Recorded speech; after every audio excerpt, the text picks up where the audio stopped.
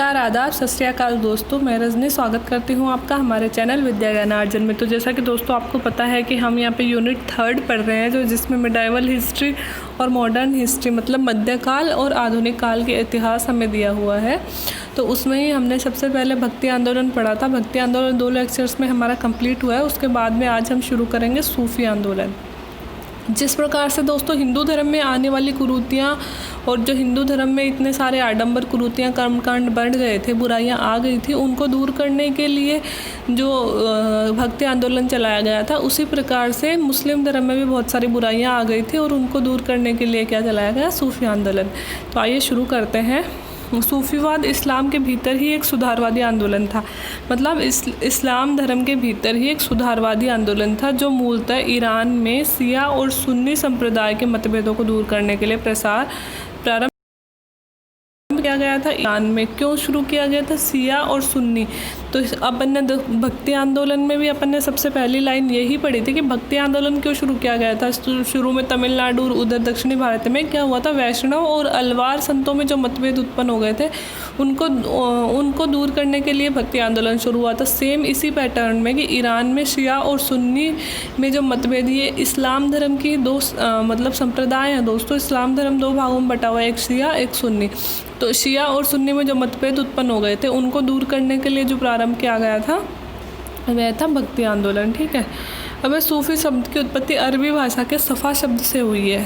सूफ़ी शब्द क्या होता है? सूफ़ी शब्द की उत्पत्ति हुई है अरबी भाषा के सफ़ा शब्द से, जिसका अर्थ होता है पवित्रता। सफ़ा का अर्थ क्या होता है? पवित्रता। अर्थात जो लोग आध्यात्मिक रूप से और आचार विचार से पवित्र थे, सूफ़ी कहलाए। तो सूफ़ी शब्द की उत्पत्ति किससे हुई है दोस्तों? अरबी भाषा के सफ़ा शब्द से हुई है। और सफ़ा का अर्थ होता है पवित्रता। अर्थात जो लोग आध्यात्मिक रूप से और अपने आचार विचार से पवित्र थे, वो क्या कहलाए। ठीक है। अब देखो, सूफी शब्द की उत्पत्ति ये हो गया 8वीं शताब्दी में भारत में हिंदू और इस्लाम दो समानांतर आंदोलनों का उदय हुआ। देखो, लगभग 8वीं शताब्दी के उत्तरार्ध में और 9वीं शताब्दी के प्रारंभ में दोस्तों हिंदू और मुसलमान दोनों ही धर्मों में, हिंदू और इस्लाम दोनों ही धर्मों में 2 समानांतर आंदोलनों का उदय हुआ। तो हिंदू धर्म में वो आया भक्ति आंदोलन और इस्लाम धर्म में आया सूफी आंदोलन, जो क्रमशः भक्ति और सूफी आंदोलन कहलाए। ठीक है। 15वीं और 16वीं शताब्दी में उनका पूर्ण विकास हुआ। शुरू तो 8वीं 9वीं शताब्दी से ही हो गए थे, लेकिन अपने चरम पर कब पहुँचे? 15वीं और 16वीं शताब्दी में। ठीक है। इन दोनों समानांतर धार्मिक आंदोलनों की विशेषता यह थी कि इन्होंने हिंदू भारतीय समाज को सैद्धांतिक विश्वासों, कर्मकांडों, जातिवाद और सांप्रदायिक घृणा जैसी बुराइयों से दूर किया। दोनों आंदोलन देखो दोस्तों, दोनों आंदोलनों का उद्देश्य मूल एक ही था, है ना।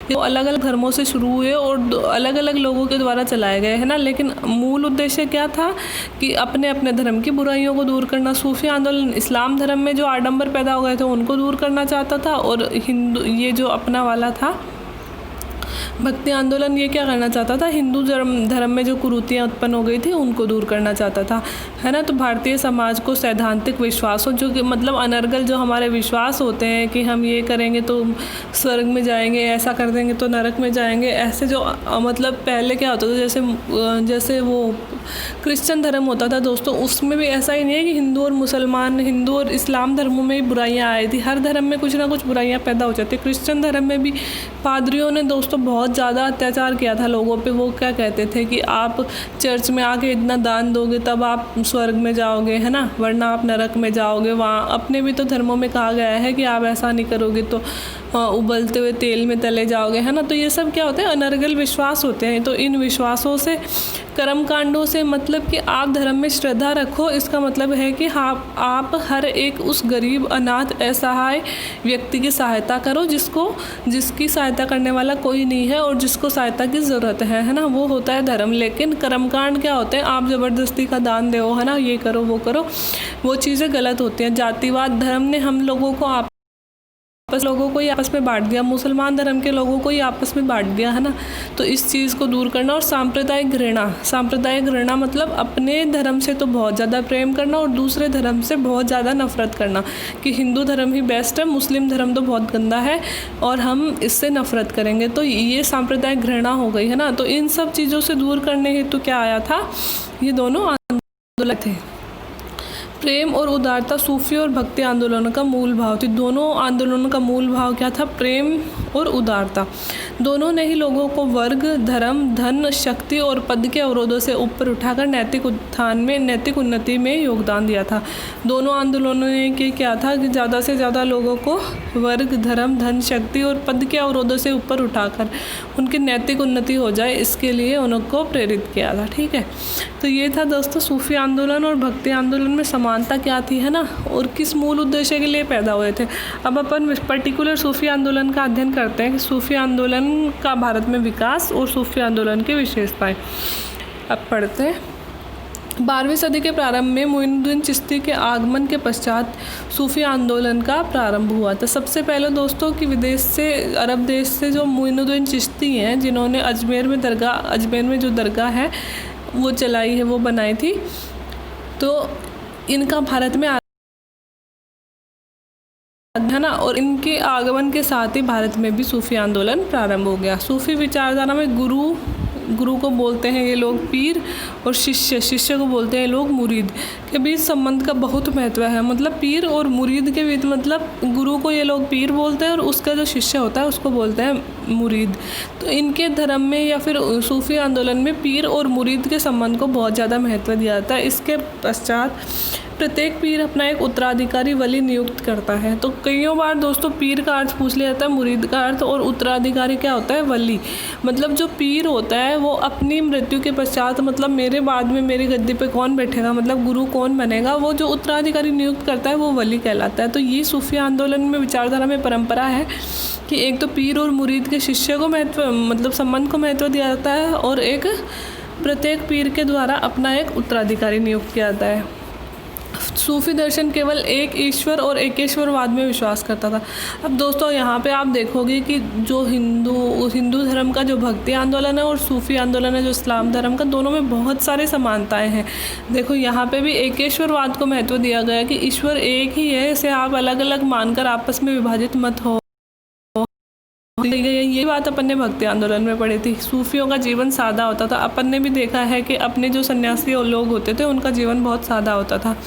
मूर्ति पूजा का विरोध अपन ने भी पढ़ा था कि कबीर हो गए, इन सब ने मूर्ति पूजा का विरोध किया है जो भक्ति आंदोलन से रिलेटेड थे। ऐसे ही सेम मूर्ति पूजा का विरोध कहाँ किया गया है? सूफी आंदोलन में भी किया गया है। संगीत और गायन को ईश्वर का नाम लेने में सहायक मानते थे और भोर विभोर होकर नाचते रहते थे। तो सूफी आंदोलन की दोस्तों एक विशेषता बहुत अच्छी है कि संगीत और गायन के द्वारा ईश्वर की भक्ति करते थे। मतलब ये कि संगीत और गायन किया जाए, उसमें ईश्वर का ज़्यादा से ज़्यादा नाम आया जाए और ईश्वर की भक्ति में लीन होकर ये नाचते रहते थे। सूफी सिलसिला 2 भागों में बटा था दोस्तों, एक तो बाशरा और एक बेशरा ना। बाशरा क्या होता था? जो इस्लाम विधान को मानते हैं, और बेशरा जो इस्लाम विधान में बंधे नहीं हैं। कईयों बार ये टर्म्स पूछ ली जाती है, इसलिए मैंने यहाँ पे लिखी है, तो देख लो एक बार। ये कुछ विशेषताएं 12वीं शताब्दी में प्रारंभ हुआ था जब मोइनुद्दीन चिश्ती भारत आए थे, है ना। गुरु और पीर की मतलब परंपरा है और पीर अपना एक उत्तराधिकारी वली चुनता है। एकेश्वरवाद है, मूर्ति पूजा का विरोध है, सादा जीवन जीते थे ये लोग भी, और संगीत और गायन को महत्व देते थे। और सूफी सिलसिला बाशरा और बेशरा 2 भागों में बट गया था। अबुल फजल ने आईने अकबरी में 14 सूफी सिलसिले बताए हैं, जिनमें से चिश्ती, सुहरावर्दी, कादिरी और नक्शबंदी सिलसिला अत्यंत प्रसिद्ध रहे हैं। तो दोस्तों अबुल फजल थे अकबर के दरबार में, उन्होंने आईने अकबरी ग्रंथ लिखा था। इसमें उन्होंने बताया था कि इस वक्त लगभग 14 सिलसिले भारत में व्याप्त थे। भारत और संपूर्ण विश्व तक इनकी जानकारी थी, और इनमें से भी चिश्ती समुदाय, है ना, सुहरावर्दी समुदाय, कादिरी समुदाय, नक्शबंदी समुदाय, यह बहुत ज़्यादा फेमस रहे हैं। तो 3-4 का हम यहाँ पे अध्ययन करेंगे क्योंकि इनमें से कई बार क्वेश्चन पूछ लिए जाते हैं। तो सबसे पहले से पढ़ते हैं चिश्ती सिलसिला या फिर चिश्ती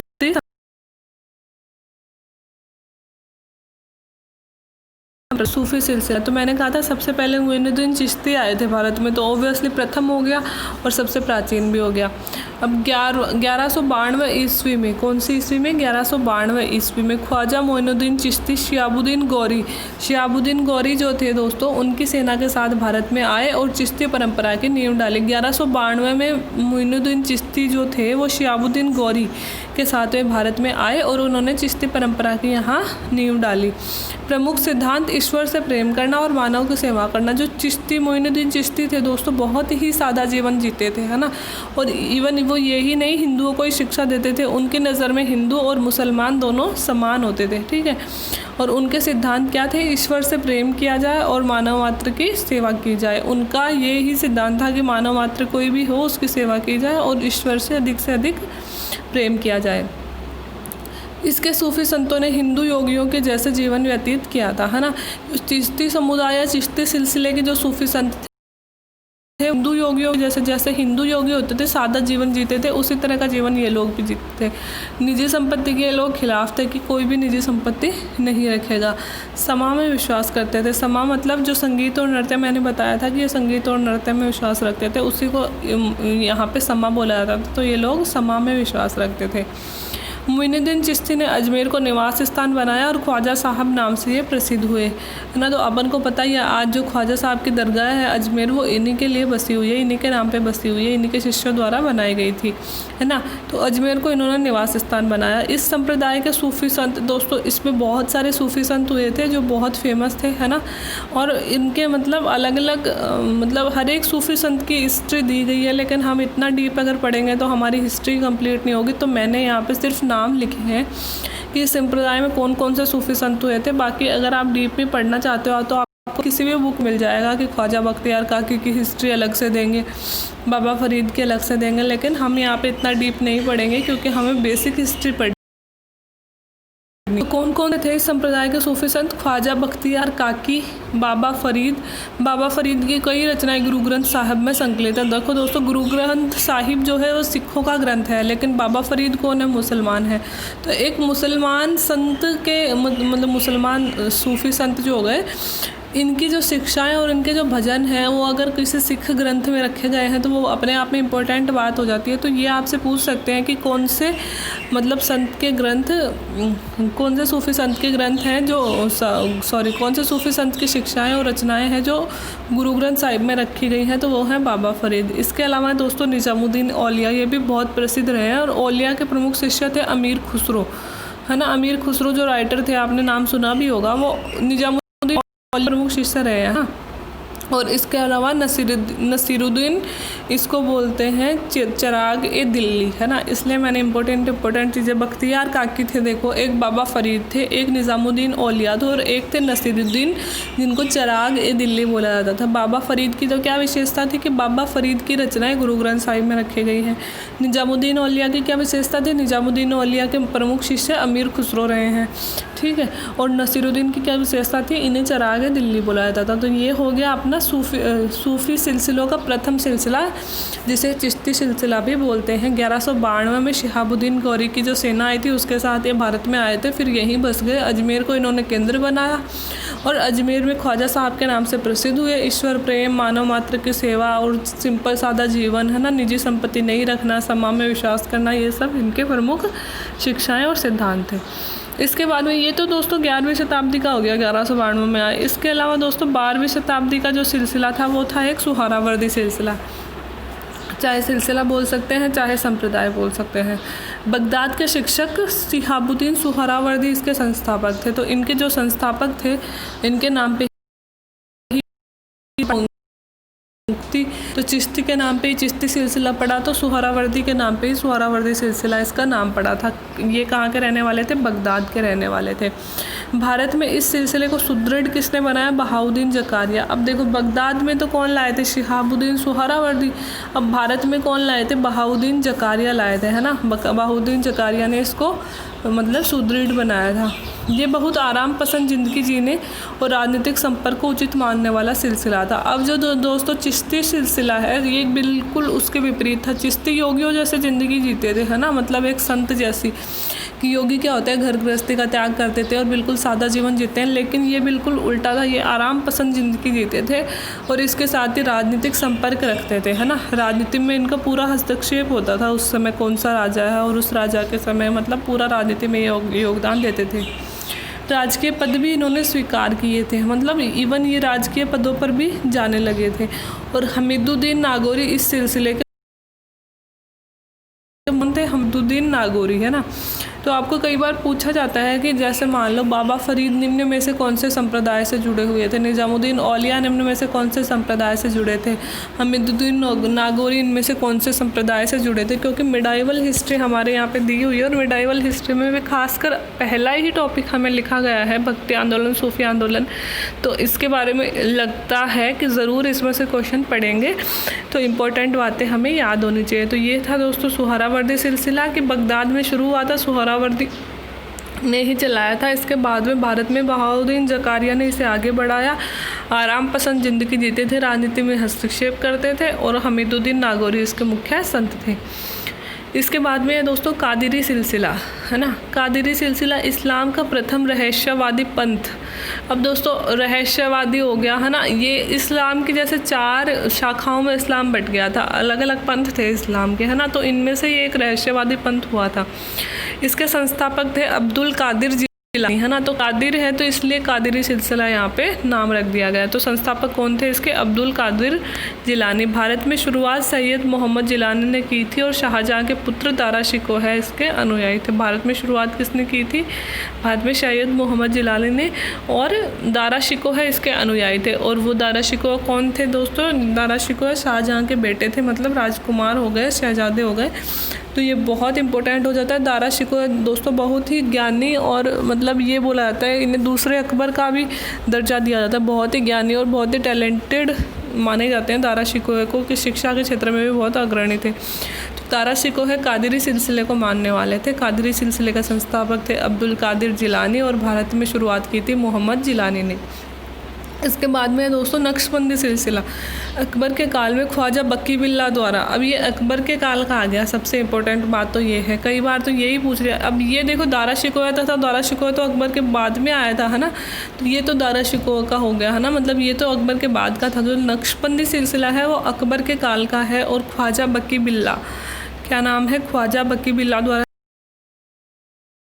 सरहिंदी इसके प्रमुख संत रहे हैं। दोस्तों सरहिंदी जो थे वो राइटर थे, है ना, इनके आगे अपन मुगल काल में कई बुक भी पढ़ेंगे, तो इसलिए भी ये इम्पोर्टेंट हो जाते हैं कि शेख अहमद सरहिंदी इसके प्रमुख संत रहे हैं। नक्शबंदियों ने ईश्वर के साथ एकत्व के रहस्यवादी दर्शन पर आक्षेप किया और उसे अस्वीकार किया और उसके स्थान पर प्रत्यक्षवादी दर्शन का प्रारंभ किया। अब ये दोस्तों इस्लामिक टर्म है कि इन्होंने अपने रहस्यवादी दर्शन को तो इन्होंने जो पहले चलाया गया था उसको तो अस्वीकार कर दिया और इसके अलावा इन्होंने प्रत्यक्षवादी दर्शन अपनाया था। सरहिंदी के अनुसार मनुष्य और परमात्मा का संबंध दास और मालिक जैसा है। मनुष्य और परमात्मा में वैसा ही संबंध है कि एक दास और मालिक में होता है, मतलब परमात्मा हमारा मालिक है और हम सब उसके दास हैं। सूफियों में सर्वाधिक कट्टरवादी सिलसिला था। सबसे जो कट्टर सिलसिला माना जाता है वो कौन सा था? नक्शबंदी सिलसिला। ये भी अपने आप में इम्पोर्टेंट बात हो जाती है। और इसने अकबर की उदार नीतियों का प्रतिकार किया था, क्योंकि अकबर उदार नीति अपनाते थे और ये इतने कट्टर थे, तो ऑब्वियसली क्या होगा। और कौन सी शताब्दी में आए थे? 16वीं शताब्दी में आए थे। तो दोस्तों 2-3 बातें इंपॉर्टेंट हो गई। देखो कि एक तो ऐसे क्वेश्चन बन सकता है कि निम्न में से कौन सा सिलसिला था जिसने अकबर की नीतियों का विरोध किया था, तो वो कौन सा हो गया? नक्शबंदी सिलसिला। एक ऐसे हो सकता है कि सूफी आंदोलन में जो सबसे कट्टर सिलसिला था वो कौन सा था, तो वो कौन सा हो गया? नक्शबंदी सिलसिला। एक ऐसे हो गया कि मनुष्य और भगवान में दास और मालिक का संबंध बताने वाला सिलसिला कौन सा था, तो वो भी नक्शबंदी हो गया। और एक इम्पॉर्टेंट ये भी हो जाता है कि निम्न में से शेख अहमद सरहिंदी किस सिलसिले को फॉलो करते थे, तो वो हो गया नक्शबंदी सिलसिला। तो ये थे दोस्तों प्रमुख सिलसिले। एक बार फिर से रिवाइज कर लेते हैं कि मुसलमान धर्म में, इस्लाम धर्म में सुधार के लिए जो आंदोलन आया था वो सूफी आंदोलन कहते थे। सूफी शब्द की उत्पत्ति सफ़ा शब्द से हुई है, जिसका अर्थ होता है पवित्रता, मतलब जो आध्यात्मिक रूप से पवित्र होते थे जो लोग, उनके लिए शब्द यूज़ किया जाता था। हिंदू और इस्लाम धर्म में 2 सुधारवादी आंदोलन आए जो भक्ति आंदोलन और सूफी आंदोलन कहलाए थे। और इनका लक्ष्य क्या था कि सैद्धांतिक विश्वासों, कर्मकांडों, जाति प्रथा और सांप्रदायिक जो बुराइयां हैं उनको दूर किया जाए, है ना। लोगों के नैतिक उत्थान में इन्होंने योगदान दिया। विशेषताएं थी 12वीं शताब्दी में मोइनुद्दीन चिश्ती जब भारत आए थे उनसे यह शुरू हुआ था। पीर मुरीद की प्रथा है और वली बनाने की प्रथा है। एकेश्वरवाद को अपनाते हैं, सादा जीवन जीते हैं, मूर्ति पूजा का विरोध किया और संगीत व गायन को ईश्वर का नाम लेने में सहायक मानते थे। और संगीत और गायन को क्या कहा गया था? समा कहा गया था, समा। और बाशारा और बेशारा इसके दो भागों में बट गए थे। और प्रमुख सिलसिले, चिश्ती सिलसिला 1192 में शिहाबुद्दीन गौरी के साथ में आए थे। मोइनुद्दीन चिश्ती अजमेर को स्थान बनाया। ईश्वर प्रेम, मानव में विश्वास किया, योगियों जैसे ज़िंदगी जीते, समा में विश्वास करते थे। ठीक है। और इसके शिष्य थे ख्वाजा बख्तियार काकी, बाबा फरीद, निजामुद्दीन औलिया और नसीरुद्दीन। ठीक है। सुहरावर्दी सिलसिला सुहरावर्दी ने चलाया था। भारत में बहाउद्दीन जक्कारिया लेके आए थे और ये लोग आराम पसंद ज़िंदगी और राजनीतिक इंटरफेयर में विश्वास करते थे। हमीदुद्दीन नागौरी सुहरावर्दी सिलसिले के थे। कादिरी सिलसिला आते ही सबसे इंपॉर्टेंट बात ये याद रखनी है कि शाहजहाँ के पुत्र दारा शिकोह कादिरी सिलसिले से बिलोंग करते थे। अब्दुल कादिर जिलानी लाए थे और भारत में शायद मोहम्मद जिलानी ने इसे आगे बढ़ाया। नक्शबंदी सिलसिला सबसे पहले अकबर के समय का था। अकबर की उदार नीतियों का इन्होंने विरोध किया। कट्टर सिलसिला था और शेख अहमद सरहिंदी इसके फॉलोअर थे। ठीक है। और मनुष्य और ईश्वर में दास और मालिक जैसा संबंध ये मानते हैं। तो ये था दोस्तों सूफ़ी आंदोलन। तो उम्मीद है सूफ़ी आंदोलन आपको समझ में आ गया होगा। कोई कन्फ्यूज़न हो तो कमेंट बॉक्स में कमेंट करके आप पूछ सकते हैं। अगले वीडियो में कन्फ्यूज़न क्लियर कर दी जाएगी। वीडियो अच्छा लगा हो तो प्लीज़ लाइक करें, ना अच्छा लगा हो तो डिसलाइक का ऑप्शन भी आपके पास है, पर डिसलाइक करने से पहले रीज़न ज़रूर बताएं। Thank you very much.